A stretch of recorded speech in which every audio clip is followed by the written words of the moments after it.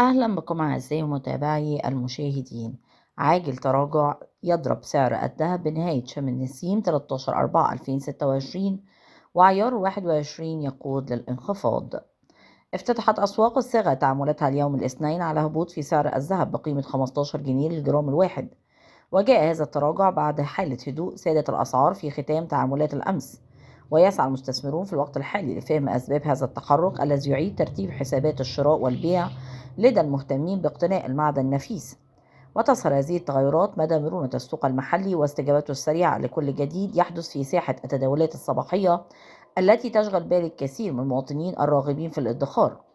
وترتبط حركة الذهب في مصر بشكل وثيق بما يدور داخل البورصات العالمية وقيمة العملات الأجنبية، وتلعب قوة الدولار الأمريكي دور أساسي في تحديد الاتجاه العام للمعدن الأصفر خلال هذه الفترة.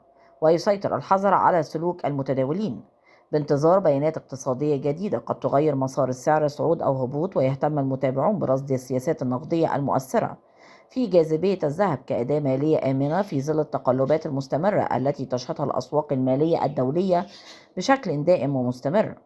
وسجل عيار 24 قيمة 8162 جنيه، ووصل سعر عيار 21 الأكثر شهرة 7140 جنيه، وبلغ عيار 18 قيمة 6118 جنيه، فيما استقر عيار 14 عند 4755 جنيه. وتختلف هذه الأرقام بشكل طفيف من تاجر لآخر حسب تكلفة المصنعية المضافة على الجرام الواحد.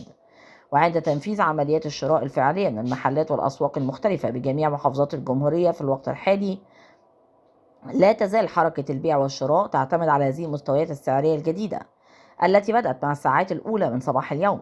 وتظل حركة العرض والطلب المحرك الأساسي لأسعار الذهب داخل القطر المصري إلى جانب التغيرات العالمية المستمرة. ويتابع أصحاب المحلات والمواطنون أي تحركات جديدة قد تطرأ على سعر الصرف أو قيمة الأوقية في البورصات العالمية. ومن المتوقع أن تستمر حالة الترقب حتى نهاية تداولات الأسبوع الحالي لمعرفة السعر النهائي الذي سيستقر عليه الذهب.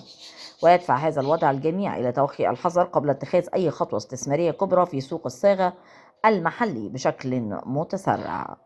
من فضلك لا تنسى الاشتراك في القناة، تفعيل الجرس على وضع الكل، وعمل لايك ليصلك دائما وأبدا كل جديد من القناة. شكرا لكم.